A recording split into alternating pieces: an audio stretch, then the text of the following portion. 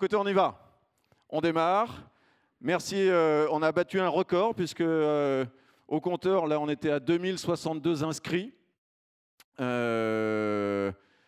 la journée, cet espace congrès de la Cité des Sciences et de l'Industrie va être consacré au biomimétisme et aux innovations bio-inspirées à travers cet événement Biomexpo qui a la particularité d'abord d'être un peu unique en son genre. Donc ça, on en est très heureux et un peu fier aussi.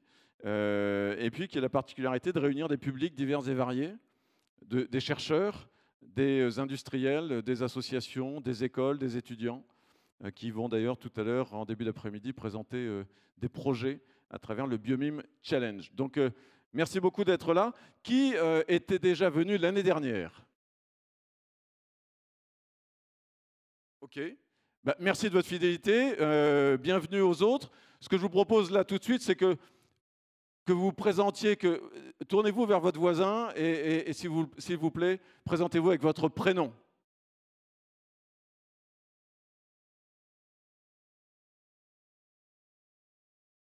Merci beaucoup. Expliquez-lui à lui ou à elle pourquoi vous êtes là, s'il vous plaît.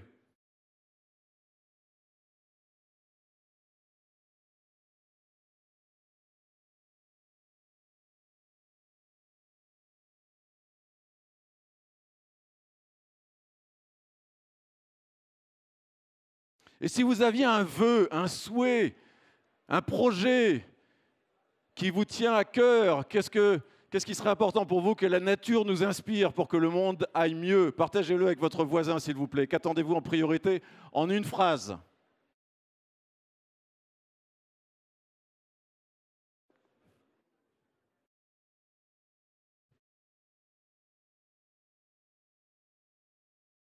Bon, ok, je crois qu'on peut y aller. On a une convergence d'intérêts, de souhaits, de volonté, d'enthousiasme. On est ici pour à la fois parler des enjeux qui sont devant nous, mais surtout pour parler des solutions et de la façon dont on a un modèle absolument génial qui est devant nous, qui s'appelle le vivant, la nature, et qui va nous proposer, et qui nous propose déjà des solutions dans plein de domaines. Donc on est là pour partager tout ça.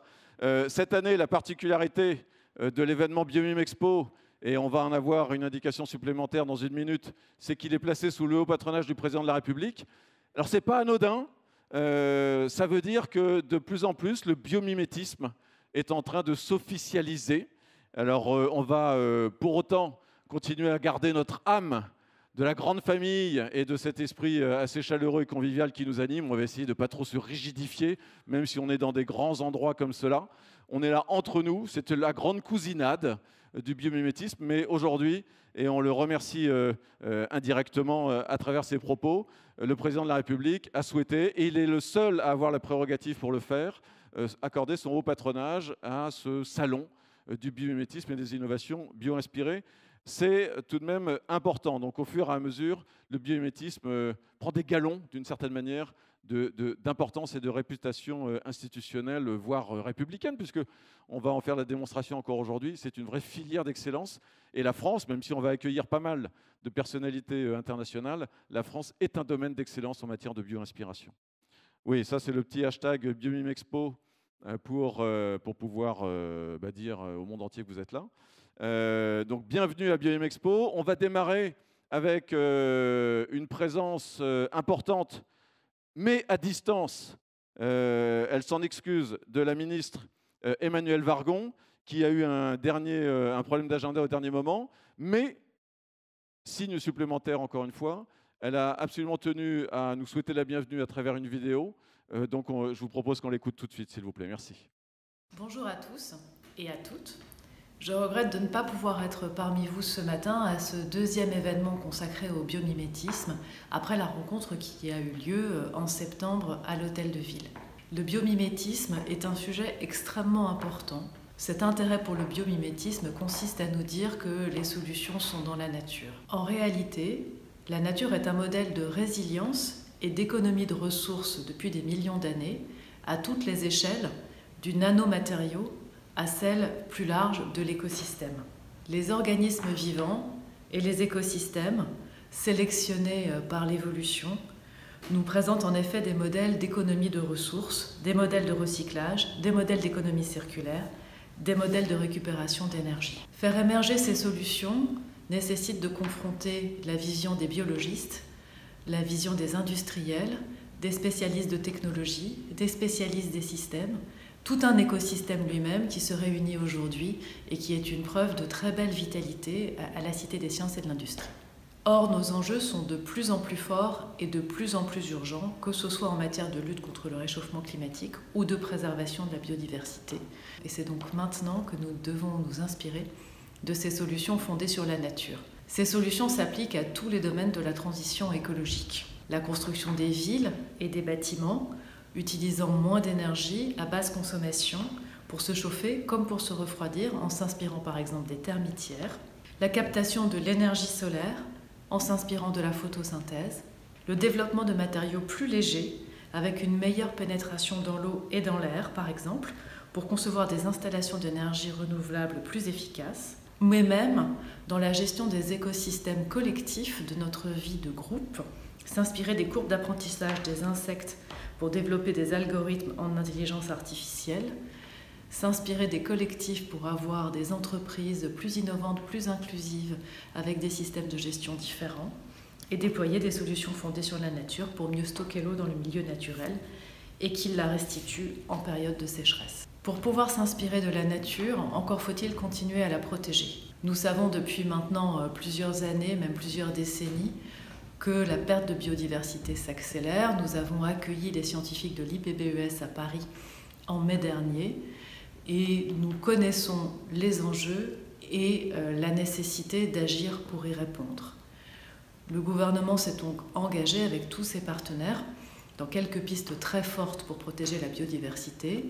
D'abord, mieux protéger notre ressource en eau, et c'était l'objet des assises de l'eau que j'ai animées au premier semestre dernier pour protéger, partager et se fonder sur des solutions basées sur la nature. Ensuite, mieux protéger les espaces naturels. Nous nous donnons comme objectif d'avoir 30% du territoire français protégé au titre des espaces naturels, dont 10% en protection forte, que ce soit le territoire terrestre ou maritime. Lutter contre l'artificialisation des sols. Nous perdons aujourd'hui l'équivalent d'un département tous les 10 à 15 ans. Nous devons imaginer notre urbanisme, notre ville, nos transports de demain sans artificialisation ou avec une artificialisation beaucoup plus faible. Et enfin, avancer dans notre objectif de réduire l'usage des pesticides. Nous avons un objectif de réduction par 2 de l'utilisation des pesticides d'ici à 2025. Pour atteindre ces objectifs, nous avons créé un grand opérateur de la biodiversité, l'Office français de la biodiversité, par regroupement de 2 agences, qui se crée au 1er janvier 2020 et qui sera l'acteur de référence pour accompagner les associations, les collectivités locales, les acteurs privés, tous les acteurs du territoire pour avoir une politique de la biodiversité à la hauteur des enjeux. En conclusion, j'aimerais vous dire que je crois que nous partageons tous l'urgence à agir et la volonté de changer d'échelle. Ce grand salon Biomime Expo, qui regroupe les professionnels, les acteurs les plus passionnés et les plus déterminés, est l'occasion de ce changement d'échelle. Je vous remercie de votre participation. Je me réjouis de la vitalité des exemples présentés dans la journée. Comptez sur le ministère de la Transition écologique pour les suivre et les développer. Merci beaucoup, on peut l'applaudir même si c'est à distance. Sachant que, évidemment, le ministère de la Transition écologique et solidaire est partenaire de Biomime Expo, comme il est partenaire du CBIOS depuis l'origine, c'est-à-dire une origine quand même encore relativement récente, hein, on parle de 5 années à peu près. Ce qui est intéressant, c'est que tous les exemples qui ont été cités ici sont déjà en application. Vous allez voir aujourd'hui, à travers les exposants ou à travers les témoignages ici en plénière ou à travers les ateliers, tout un tas d'acteurs de cette mise en application de ce que la bio-inspiration peut nous apporter comme solution pour répondre aux enjeux qui ont été soulevés ici. Et puis, moi j'aime bien cette idée d'unité d'excellence et d'écosystème. Comme vous le savez, évidemment, dans la biodiversité, ce qui est important, c'est diversité. C'est ça qui crée la résilience des écosystèmes. Et donc, on essaye de casser un peu les silos et les frontières pour que, justement, des biologistes, des ingénieurs, des architectes ou différentes disciplines académiques puissent se croiser un peu plus souvent. Donc merci encore une fois, on va avancer.